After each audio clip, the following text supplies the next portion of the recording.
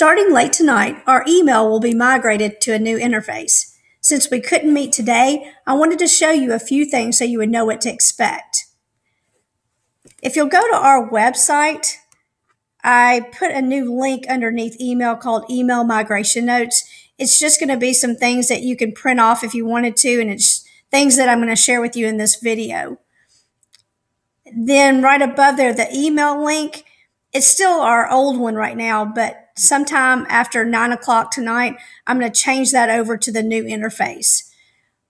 If you have an email shortcut on your desktop, it's not going to work anymore once we are migrated. So you'll have to use our website and click on email to access it. Then you can change your shortcut. Joe's going to be at John Coleman most of the afternoon, making sure that each of you has Google Chrome downloaded on your teacher computer.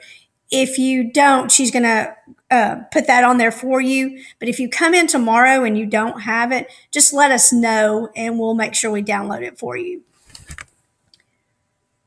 Also, tomorrow we'll be in our office or in that lab connected to our office to answer any questions or to solve any kind of email issues that you have. Okay, when you first click on the new link, that won't start till tonight, but once you click that new link, you'll see a sign-in similar to this one.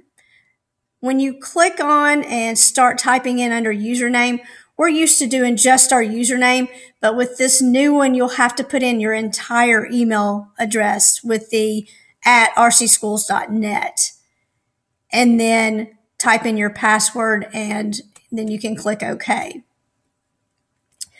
Once you do that, it'll ask you what your time zone is. You'll put that in and click Save. Then you'll see your email will come up. Looks a little bit like our old one, but you'll see a lot of differences though. At the top, the color up here, you can change that. If you'll go over to the wheel to the right-hand side and click on the wheel, you'll see something called Change Theme, and you can see that there are a few. There's not a whole lot of choices, but there are a few. If you want to click on one of those and then click OK, you'll see the change.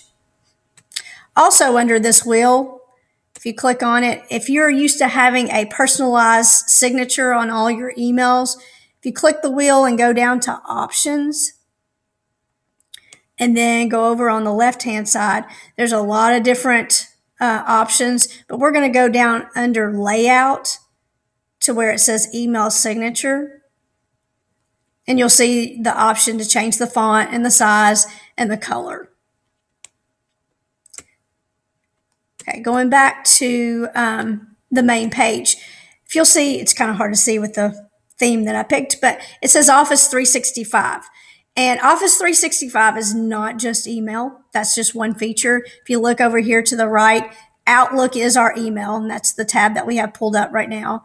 There's also a calendar tab, and you can create different calendars. You don't have to have one. You can have several. There's a people tab that lists all the employees in Rutherford County. We're going to skip over task, and then we're going to look a little bit at OneDrive. I'm not going to spend a lot of time on it because that will be later.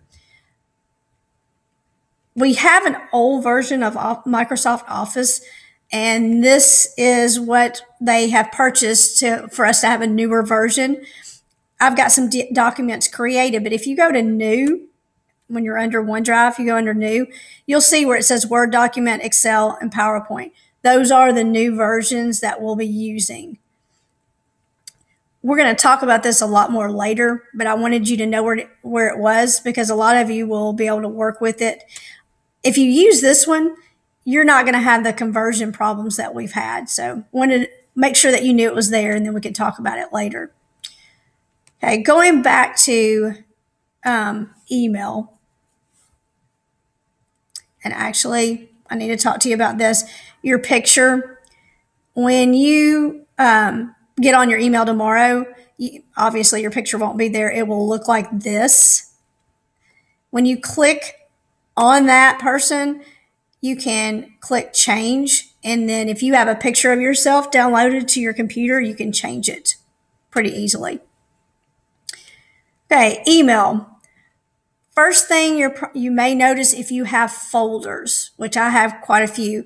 When I first got on, the first time I thought that I had no folders, that none of my emails that were in my folders transferred over. All I could see were emails in my inbox. Well, if you click on the arrow and then click on more, you'll see all your folders. And everything was in there. I didn't lose anything. So you should have all of your emails that are in folders. All right, your middle section, just like our other email, is a list of all your inbox emails. I don't think any I haven't checked. If I had not checked an email, the way you're going to know is there's going to be a bar right here. It'll be a colored bar, and you'll know you haven't checked your email. Middle section right here will be whatever email you are on in your middle section. That will be what shows up right here, just like our old email. For each email, you'll see where you can apply. It's right above the email. There's a reply all, and a forward. If you click the three dots, there's more options. You can also delete an email right here.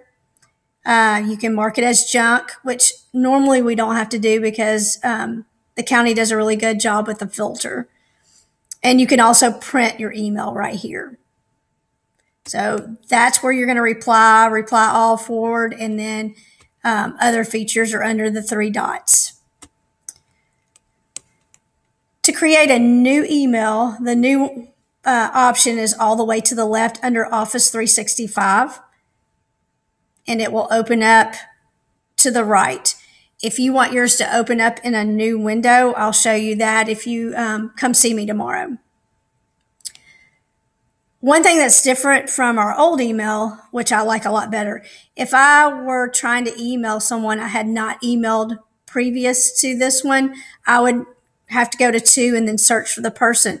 If it's somebody that you have not, all you have to do is type in their first and last name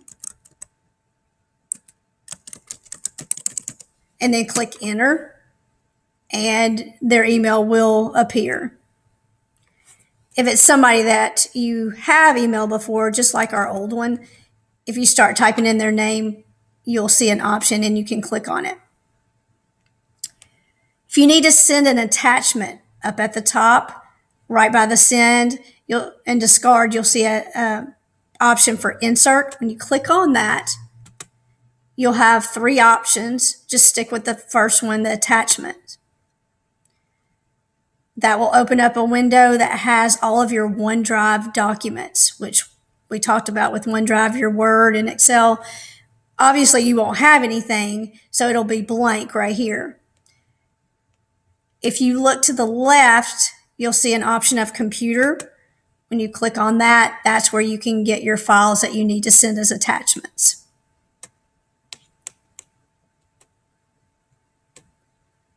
Then you'll see your send right above there if you're ready to send. I'm going to discard this one.